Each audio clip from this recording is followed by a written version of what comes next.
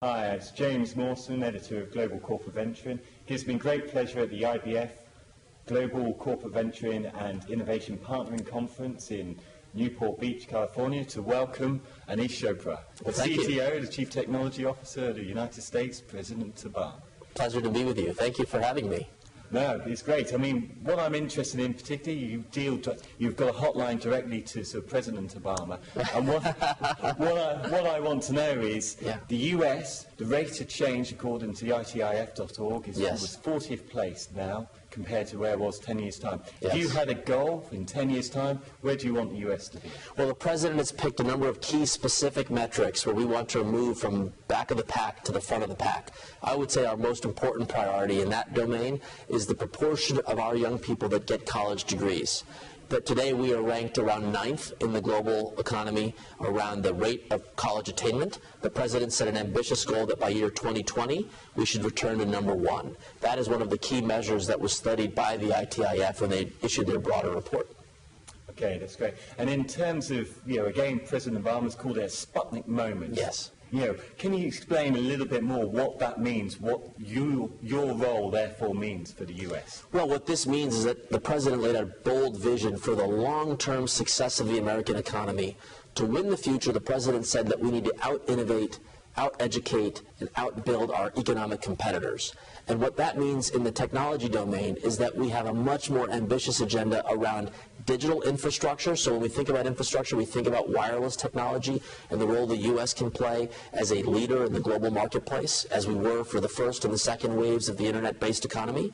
It's ensuring we have the rules of the road to create market-based innovation that is promoting entrepreneurship, getting our patent policy in order, making permanent the research and experimentation tax credits so our corporate partners can engage in the kinds of game-changing research. We refer to this, as my colleague, the chief economist for the President, Austin Goolsbee, refers to this as making sure that we don't eat our seed corn before we plant it. It's an important time in this economically difficult time when our budgets are a little more compressed that we make the right policy judgments. But there is also an equal and important issue of technology and innovation, how we can catalyze breakthroughs on some specific national priorities, improving our healthcare performance, reducing our dependence on foreign oil by building a clean energy economy, thinking more holistically about breakthroughs in learning technology so that we can have a quantum leap in performance. So these are the areas where we believe the technology, data, and innovation ecosystems can achieve the President's bold ambitions for a strategy to win the future. That's great. Some reports say that the U.S., up to half of innovation has come from immigrants coming to the U.S., like to Silicon Valley, starting companies. How does your sort of CTO role affect that sort of immigration and sort of visa policies? Well, when we think about the technology equation, yes, there is the technical development side of this, but there's the human capital side of this. And that human capital side comes in both parts. One, ensuring that the U.S. domestically has the capacity to tap into the brain power that we see throughout the country to harness that in a way to make the next wave of economic growth. That's an important part of the President's agenda. That's why we've launched our science, technology, engineering, and math program, mostly born out of private investments. But it's also about ensuring that America retains its position as the world leader, the beacon for the best and the brightest, with all due respect, from Europe and Asia, who have come to the United States to study at our world-leading research universities, but have the opportunity to stay here and to participate in our global economy. The President has called for comprehensive immigration reform, and as he said in the State of the Union, we absolutely must do what we can to ensure that the best and the brightest who come here have the opportunity to stay here and grow jobs for the American people. That's great. And finally, if you had one message for Americans, corporates, American individuals, and American society, what would that be? Well, the message is join the party.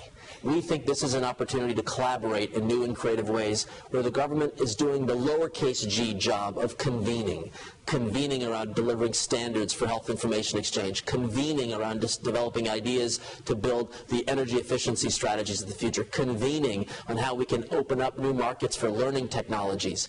We need the private sector, whether it be our startup community, our university community, and our corporate community, to join in this collaboration. They don't have to. No one's forced to do anything, but we're trying to create the conditions to make this an attractive time to come together and to deliver breakthroughs that the American people and our economy so desperately need. Aneesh Chopra, it's been a pleasure talking to you. Thank you for having me.